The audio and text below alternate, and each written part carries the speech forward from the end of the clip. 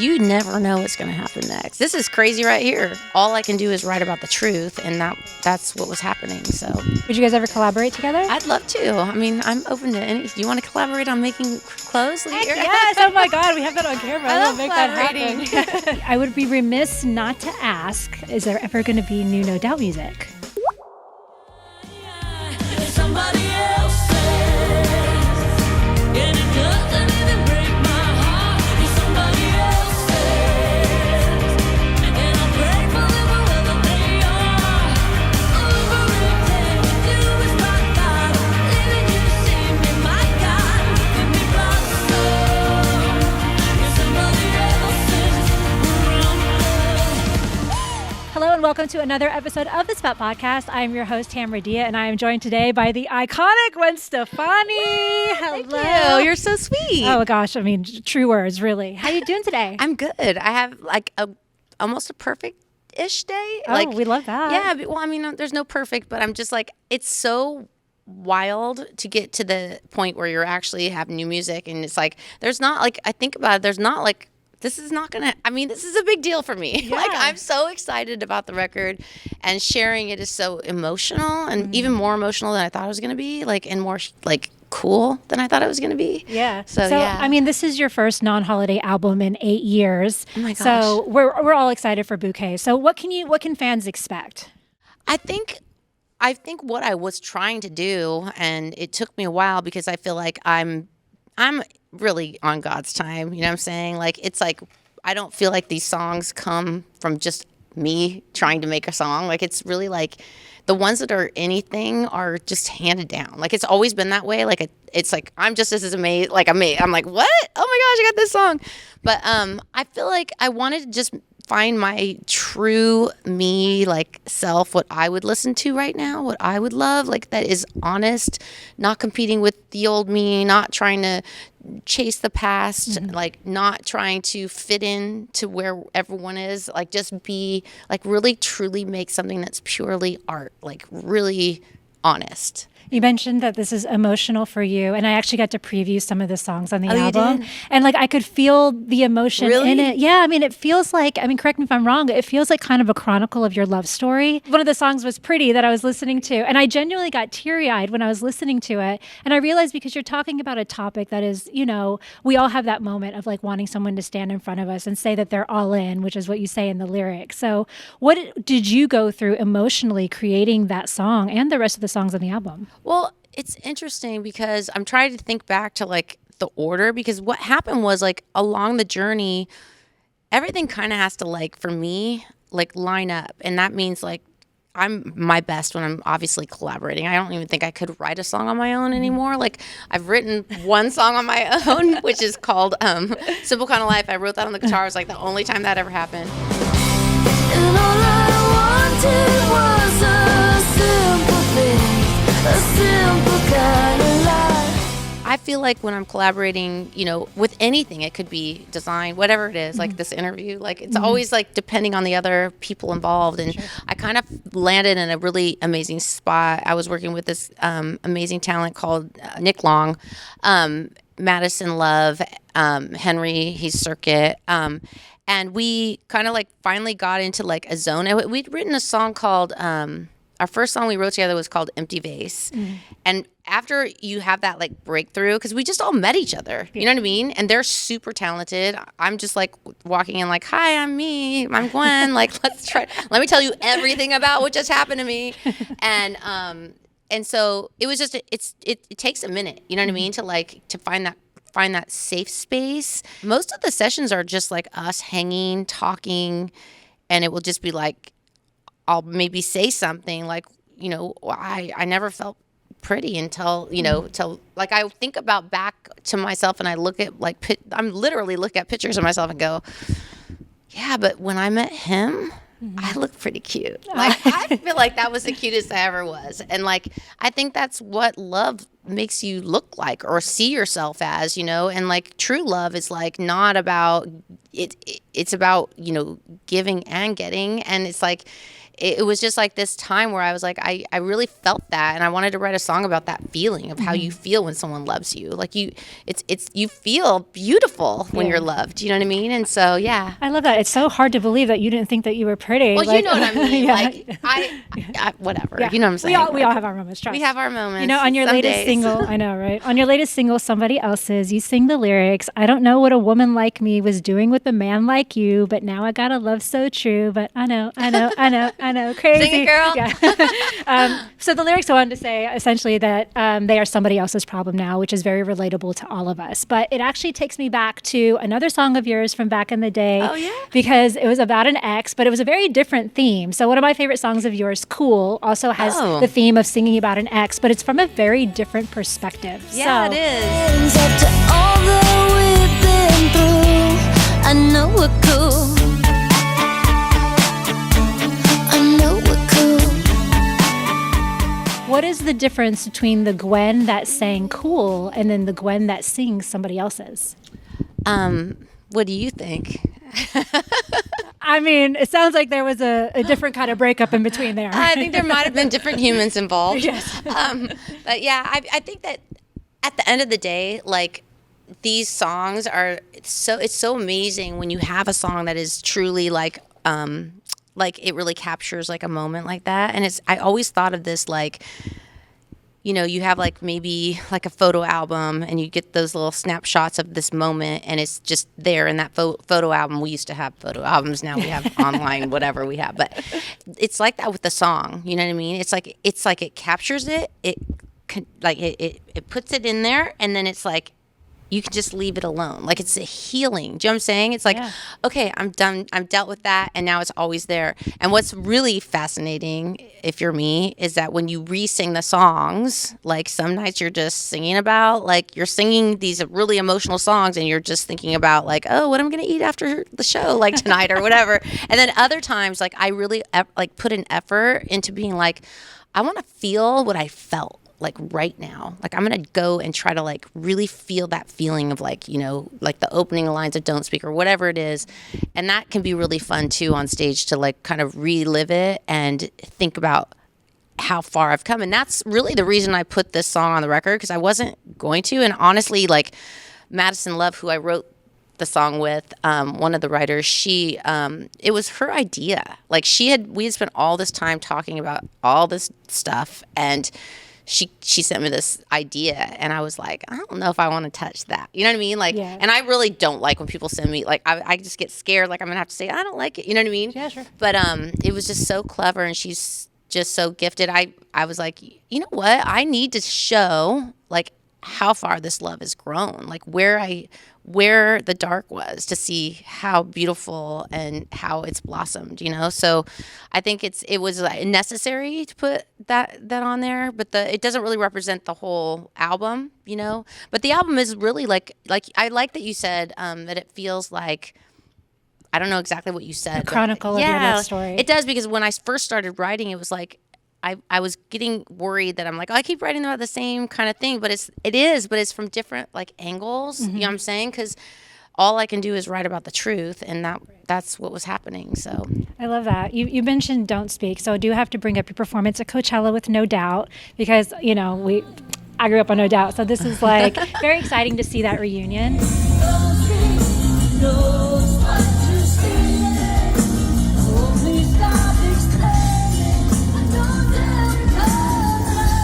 I would be remiss not to ask two questions. One, how did it feel for you to kind of hit that stage and feel those songs the way that you did maybe back in the day?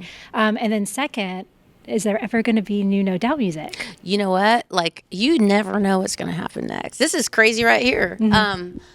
I felt like I was saying it, really like trying to visualize what that felt like. And it felt like a huge, gigantic, like tsunami wave of love. And like that, like then we floated up and it just felt like, it felt so like, wow.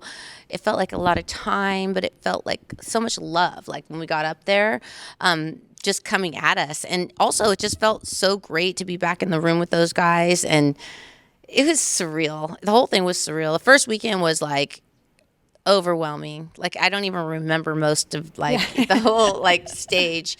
And my legs were like jelly when I came up. I was like, oh my God, my legs. Because the stage was like 250 feet. Yeah, like, it's you're really running across like, it, yeah. And it was just beautiful. But then the second weekend was like a whole nother experience. It was great. It was amazing. But we would definitely like, it always has to be like that right thing where it lines up because we all have our own like separate lives, families, and, Of course. you know, but we did have a lot of fun and it felt amazing. Hey everyone, Nick Major here with the Spout Podcast. I hope you are enjoying our own Tamara Dhia's interview with Gwen Stefani, an artist who has created numerous products and businesses over the years. And to all you business owners out there, let's talk about Shopify. I've said before that we live in an era now where anyone can make a product and sell it, whether it be art or clothing or custom dog sweaters for the holidays. There's a market for it. You know, gosh darn well there is. And there's endless potential for an audience out there to buy your product thanks to the internet and social media. But the often overlooked, but truly one of the most important parts of running a business is the checkout, selling your product, making sure the customer can buy it. And Shopify is home of the #1 checkout on the planet. When you think about Mr. Beast with Feastables or Kim Kardashian with Skims, you are of course thinking about the brand, the high-end products, but thanks to Shopify, you will also have an exceptionally smooth checkout experience when you are buying those products. Selena Gomez, Justin Bieber, and more of the biggest names around run their businesses with Shopify. And I love how easy it is, not only for the customer, because it really is such a smooth process, but also it's so easy for the businesses to use. Businesses that sell more sell on Shopify. And I know you're trying to take that business up a notch, so why don't you upgrade your business to the same checkout as Justin Bieber and Mr. Beast? Sign up for your $1 per month trial period at shopify.com/spout. That's all lowercase in the promo. Go to shopify.com/spout to upgrade your selling today. Shopify.com/spout. I'm once again Nick Major with the Spout Podcast, and let's get back to our interview with Tamara Dhia and Gwen Stefani. And then after it, stay tuned because Tamara and I, we chatted a bit. And you also brought up Olivia Rodrigo on stage. Yeah.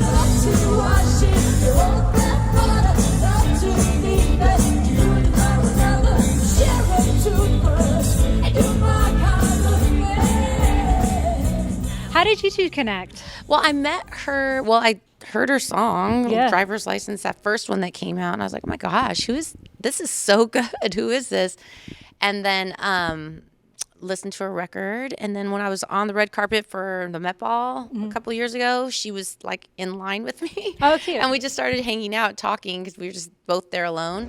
Hey, what's up? It's Olivia Rodrigo. Oh my gosh. It's Gwen. Oh my God. She was just cool, normal, awesome. We were talking about songwriting actually. She was telling me like, I was like, oh, are you gonna make your new music? She's like, yeah, but I take a really long time. And like, she was talking about like how very similar process to me as far as like, you know, just like what it takes to get there, you know. And she just was so cool and normal. And then this opportunity came up and it was like, let's do this. But she's a sweetheart. And I'm happy for her because she did make her second record. Yeah. And she did go on this huge tour. And we have like mutual people that we work with. And so. Would you guys ever Yeah. collaborate together? I'd love to. I mean, I'm open to any. You want to collaborate on making clothes? Yes. Oh my God, we have that on camera. I love We'll make that collaborating. happen. So I know you have a busy day ahead, so I will let you go. But I'll just like tackle in one last question very quickly.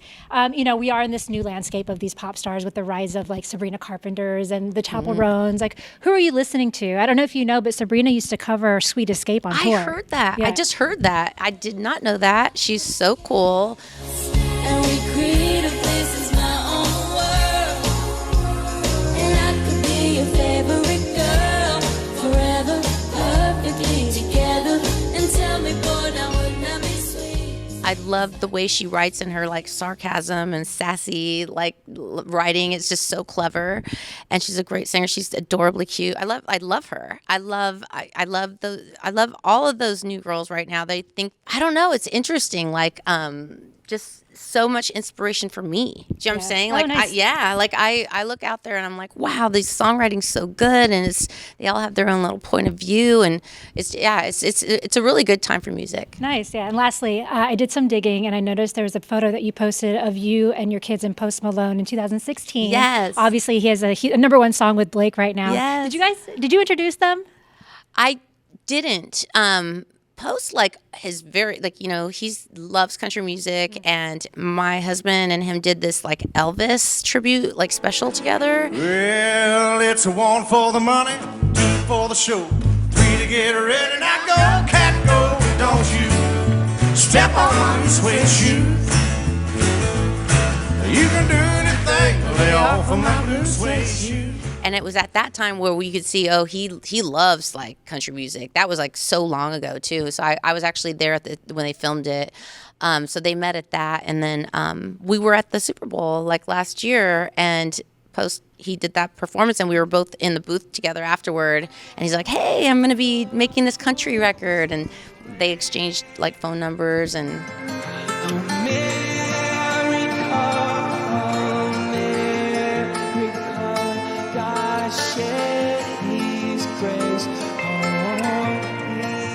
I was hoping I was going to get my country record, but I'm not country, so it didn't work out.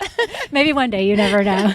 Thank you so much, Gwen. We're so excited for Bouquets. Congratulations. You're awesome. Hello, welcome everybody. That was your chat with Gwen Stefani. Yeah. And that was awesome. You are, of course, watching the Spout Podcast. I am Nick Major here with Tamara Dhia.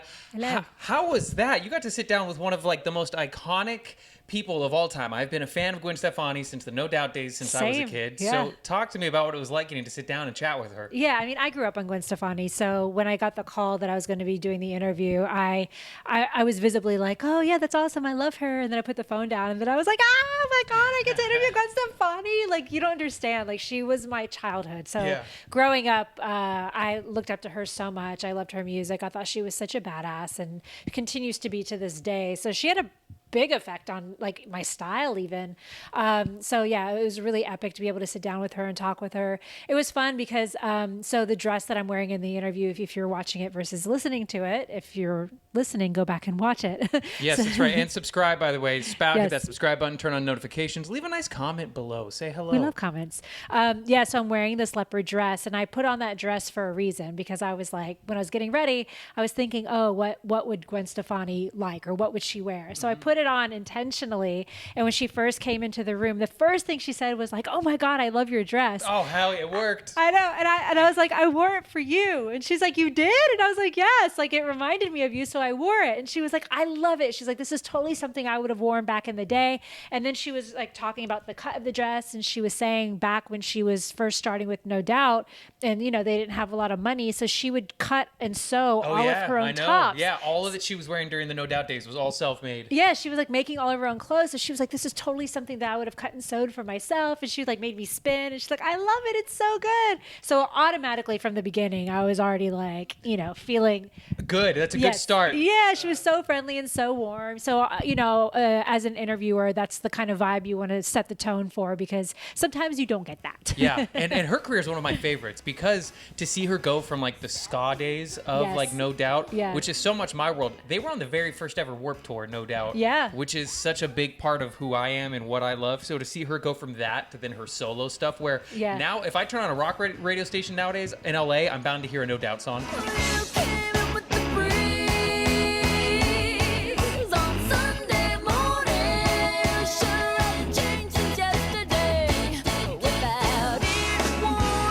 If I turn on a pop station, I'm down to hear like Hollaback Girl or something playing Classic. still.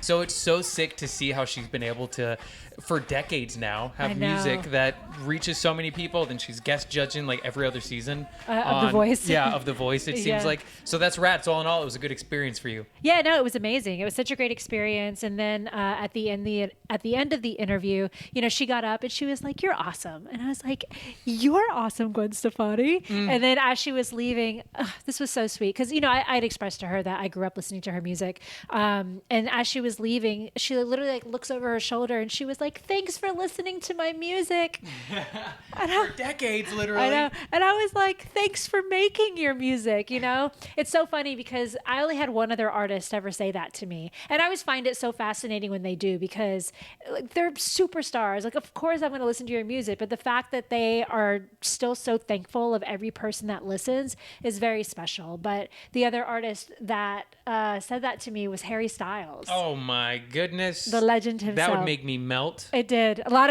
of things that he said made me melt. When he said, "Hello, Tamara," I was like, "Oh my God." Hey, Harry, how are you? I'm very well, thank you. How are you? I'm great, thank you. I feel like I got invited into Harry's house, so I am very good. Here you are. This is it. I chose this. I love it. Very nice. Exactly what I imagined. Yeah, it's exactly my ideal space. Dead. Again, he said that to me. If he said hello, Tamara, to me, I would die happy. I would be so excited. Him saying my name. I was like, he said my name. I totally like melted into the chair. Not physically, but like emotionally. Yes. No, like obviously doing setting the list high though. Setting the bar high. Harry Styles, Gwen Stefani, giving you props for listening to their stuff. Yes. Look, at the end of the day, there's a reason why they've had careers for so long. I mean, we're looking at Gwen Stefani, who's had decades of a career. Harry, who's in read up going on it, by into the his way. second No decade. Doubt's story is so cool, Yeah. and how she really drove that band to success, and what she could do. What's her new album? Is it Bouquet? Is that Bouquet, what it's called? yes, that's Bouquet. So it drops like November 14th, I think, yeah. which is 15th, 2 or 3 days. After the 20-year anniversary mark of her first solo album coming out that had Hollaback Girl on it. Yeah, exactly. Which I can't believe it's been 20 years since Hollaback Girl came I know, out. it's so insane. Like, it makes me feel so old thinking about how much I was listening to that music, and then to this day still listening to her music. But for those that don't know, why don't you talk about her early No Doubt days? Because a lot of people probably only know her as a solo artist. Yeah, if you don't know, No Doubt, that was the 90s. Was when like ska music was so hot.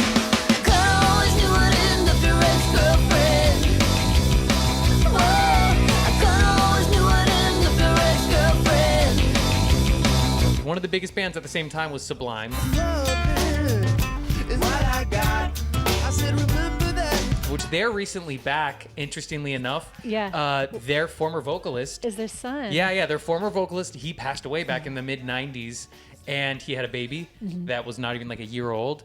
28 years later, he was 28 when he died. His 28-year-old son now took over, joined the band, and they've been touring together, so that's been great. But No Doubt really came up in that scene. She started the band with her brother, actually, back in the 80s. Well, actually, her brother started the band. True, he looped her in. Yeah. Looped her in. She was doing keys in it. Yeah. And then they, if I'm not mistaken, I'm not too refreshed on the info, but they had a vocalist who I believe took his life.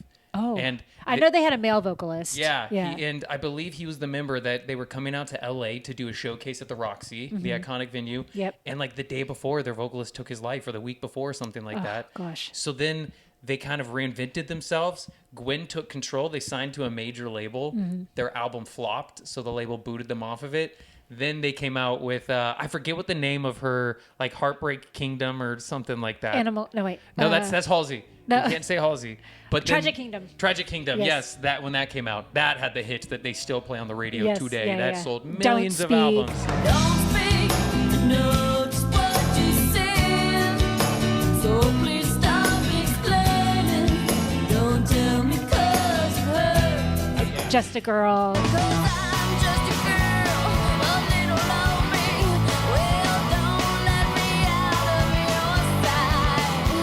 your sight. Yeah, all the big stuff that is still on the radio. Yeah. And that just propelled them to ultimate success, I Yeah. guess, because from there on out, they had millions of album sales back when people bought albums, and Gwen Stefani's just continued to like grow into this powerhouse of following the music that she wants to do, which she said in your interview, Yes. which I thought was cool. She Yeah. said a good thing that a big thing she's looking forward to in this album. Yep. She's not making it to impress anyone. She's not trying to follow any trends. She just wants to make what she thinks is cool, which I love, because she was Yeah. making ska music with No Doubt when she was in her early 20s that she thought was cool. Yeah. Pop music in the 2000s, and I'm excited to hear what she has now. Oh, yeah. So just a real quick note, just to circle back to Sublime real quick. One of my favorite Sublime songs has Gwen Stefani on the vocals. Oh, was what's it called? Saw Red. Yes. Yes.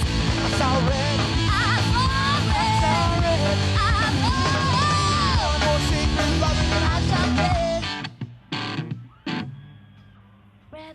That whole era of 90s ska, I will know, always so wish I could experience good. that. My mom, she's a teacher, and then one of her students one day, her dad came in and he was covered in tattoos, and then my mom got talking to him, and she called me later and was like, yeah, I was talking to one of my students' dads. He's in a band called Sublime. Have you heard of them? my gosh, And are I you was like, serious? yeah, I have. And he's now officially back in the band that Bradley's son is back on yeah. vocals, so he jumped in on that. So I just love that Sublime story. Yeah. So Sublime and No Doubt, what a time in the Yeah. in the mid Epic '90s that time, was. yeah. And you got to sit down with her. Yeah, so we did talk about Bouquet, and as you had just mentioned, she talked about kind of making music that she's wants to make versus what she feels she has to make. Yeah. And I actually got to preview the album before it dropped. So before it drops. So yeah, they basically sent me like 5 of the tracks ahead of time, and it actually is kind of a different direction for Gwen, but it's still like very quintessentially Gwen in like such a special way. And one of the songs called Pretty, which I mentioned during the interview, really was a standout for me. I love that she's really kind of speaking from such a personal point of view, which is really feels like kind of like her diary in many ways. So it was really gorgeous. You can tell she's in such a good place in her life and just madly in love with her husband, Blake. And it's just, yeah, it's like, it feels like as a fan, not just a fan of her music, but music in general, it's nice when you see the artists really get to put their heart into their music. So, and you feel that.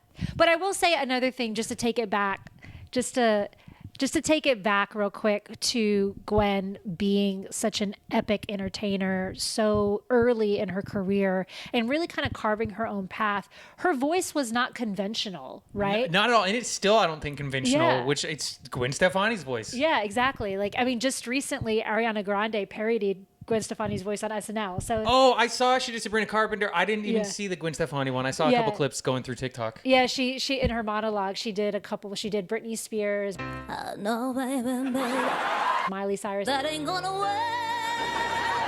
and Gwen Stefani. I won't sing because it hurts. So it's just a testament to like how special, iconic, all of the words Gwen Stefani and her voice is. But yeah, her voice is not a conventional, like, good voice, quote unquote, but because she knows how to use it and because she is just such a powerhouse entertainer, she's really kind of trailblazed this path and really very deserving of this multi-decade career for sure. And that's awesome that you got to sit down and chat with her about it. Yeah. Because she is such a legend, and I'm so happy that she's still always doing music, it seems like. Yeah, exactly. Fingers crossed for new No Doubt at some point. I asked her about I know. She was very coy, but she kind of gave me a look. So I feel like They did Coachella earlier this year. Exactly, yeah. Which was so rad. I'm just a girl. What do you think, Adrian? Yeah, so I had to ask as like a former, always a No Doubt fan. Obviously, they're not together anymore, but as a No Doubt fan, I had to just be like, "Yo, what's up?" Like, I gotta. Are you guys doing the thing? What's up? What's up with some new music? She did say she basically was very coy about it, and she was like, "It's not." She said anything can happen. Yeah, you never know. Yeah, look. Did you have a good amount of time to listen to the songs? Because I did one time for Spout. I chatted with Lil Nas X. And it was like a Zoom thing, and it was about his new song. But I had to hear the song. His team was on the Zoom call and had to play it for me beforehand. Yeah.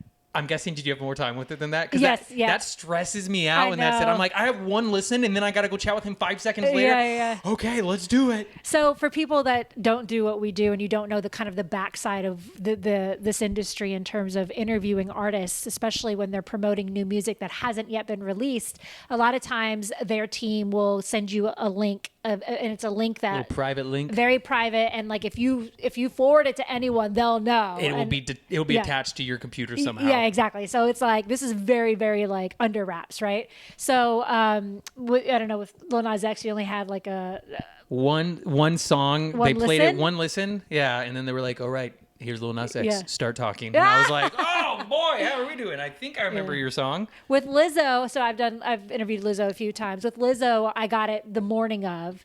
With Gwen Stefani, thankfully, I got it the night before, but they were my links, so I could play them over and over. That's great. So I was able to pull lyrics from them, which I brought up during the interview. So I was able to like pinpoint certain lyrics that I could just kind of pull through the interview, which is what I love to do. When I interviewed Harry, his was so under wraps that they didn't even give me the songs. They just told you what it sounded like and told you to ask him about it. They're like, just imagine. No. They gave me the lyrics. So for him, I didn't know what it sounded like, but I had the lyrics. That's so strange. Yeah. Oh my gosh. I would have been like creating my own versions of what it could sound like. Well, it was kind of a strange way to take in music from someone that you're such a fan of. So I'm picturing Harry Styles' voice over these lyrics that nobody else has access to. Do you remember what songs they were for, and did they sound at all? Did you like hold on to it, and were you like, I want to remember these words for when the album comes out? No, because it's another one of those things where like it was in a locked file. Oh, and it blew up after. Yeah, once you read it once, self-destruction. Yeah, exactly. This will now self-destruct when your computer basically like erupts.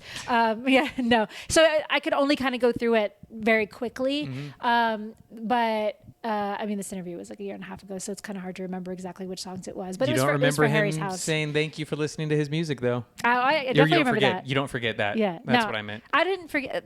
I think I blacked out in the middle of the interview somewhere because I was just like, oh my God, Harry Styles. I will say this about Harry: he has a very calming presence. I know he just talks so peaceful. He's just Anytime very he's talking to grounded. anybody. I was surprised. So there's a lot of pressure on us, especially in those types of interviews. It's a very big artist. We have to do our job. We're still fans at the end of the day. Especially those 10-minute press junkets, though, where you're just firing through. Yeah. Well, I had 5 minutes with Harry. Ooh, okay, 5-minute press junkets. Just kidding. And squeezed out 7. But it was a very quick, very quick. And because he is so calm and he talks very methodically, it's a little bit of a slower pace. So you're like, come on, pick it up, Harry. No, I mean, kind of, but not really, because I wanted to hear every word he was saying. But at the same time, I was like, Harry, please talk faster. I love you so much. So I guess next up for Spout, I have a chat with Zach Top coming out here next week, I believe. Very good country star. Such a talented dude. We chatted up in Portland, and we're in this country craze right now where everyone seems to be doing totally. country. Beyonce had Cowboy Carter. Jelly Roll is top in the everything. Killing it. Which, don't forget, check out the chat with Eric Z out now on the Spout Podcast. I can't think of anything besides songs I've wrote I'm more proud of that we've done. Do you get not upset, it's not the right word, but a little bummed when people experience it through TikTok ahead of time as opposed to in person for the first time? Listen, I seen every minute of the Taylor Swift tour on TikTok, and it was still fire when I went. You know what I'm saying? Same. I knew what was going to happen. I was like, this is the part where she jumps in the pool. And She's swimming, look at her go. Excited. I was like, there it is. Like every part. I was like, this is the piano part. We're to the secret songs. And then Post Malone has gone country as well. So it's cool, I think, to see it take all these different forms. And I feel like it was always the genre that people hated on. Oh, I listened to everything but country. I know, right? Everything totally but right, country. yeah. Now everyone's all about country. Yeah. Zach Top, his sound is super 90s. Like it sounds like old Garth Brooks, or it sounds cool. like just something straight off of your parents' radio. Cause it sounds like the radio back in 94, Hook the speaker up to my soul. It sounds like the radio. And that's what I think is cool that he's bringing to the side of country. And that interview was good. So I hope you enjoy it. Tamara, any final things from you? No, I think that's it. Just be sure to check out Gwen's new album, Bouquet, when it drops in November. Mm-hmm. Thanks all for checking it out. I'm Nick Major here with Tamara Dhia. Peace. And we will see ya. That rhymed. Tamara Dhia, see ya. My new log line. Your new slogan. Yeah.